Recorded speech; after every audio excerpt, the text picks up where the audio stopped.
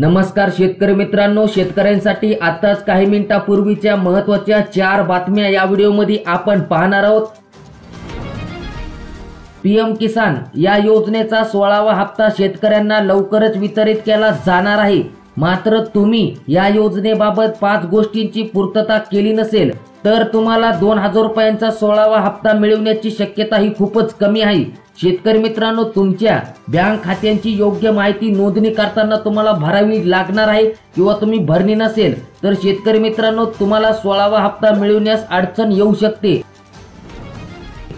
याशिवाय दुसरे म्हणजे NPCI अर्थात national payments corporation of India मध्ये आधार लिंक करण्यात दीर्घाई करू नका, आजच आधार लिंक करा। तिसरे म्हणजे आपल्या ईमेलची चुकीची माहिती भरू नका, अन्यथा 16वा हप्ता रोखला जाऊ शकतो। या सर्व गोष्टी टाळण्यासाठी योजनांसाठी eKYC ची प्रक्रिया करणे खूपच गरजेचे आहे।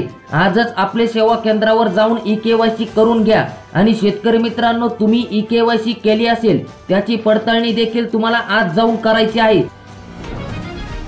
स्वर्गीय गोपीनाथराव मुंडे शेतकरी अपघात विमा योजनेचे शेतकरी अपघात सुरक्षा सानुग्रह अनुदान योजनेत रूपांतर केल्यानंतर प्रथमच कृषी मंत्री धनंजय मुंडे यांच्या माध्यमातून या योजनेतील लाभार्थ्यांना वितरित करण्यासाठी 23,37,00,000 रुपये इतका निधी उपलब्ध करून देण्यात आला आहे आणि लवकरच लाभार्थ्यांच्या कुटुंबियांच्या अकाउंटमध्ये हे अनुदान जमा होणार आहे।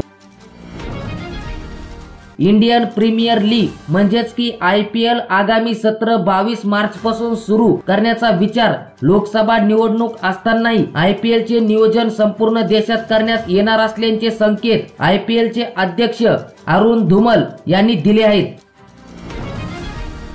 राज्य सरकारचे 2 मोठे निर्णय म्हणजेच की राज्य शासकीय सेवेत कार्यरत असणाऱ्या कर्मचाऱ्यांसाठी महत्त्वाच्या 2 अपडेट। राज्य सरकारी कर्मचाऱ्यांच्या मागण्या लक्षात घेऊन शिंदे सरकार 2 मोठे निर्णय घेणार असल्याची माहिती आता समोर आली आहे।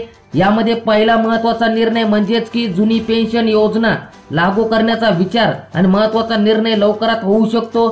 सेवानिवृत्तीचे वय 2 वर्षांनी वाढवणे हा एक महत्त्वाचा निर्णय राज्य सरकार घेणार आहे। मित्रांनो, हा व्हिडिओ खूप महत्त्वाचा, त्यामुळे इतर शेतकरी मित्रांपर्यंत हा व्हिडिओ तुम्ही नक्कीच शेअर करा।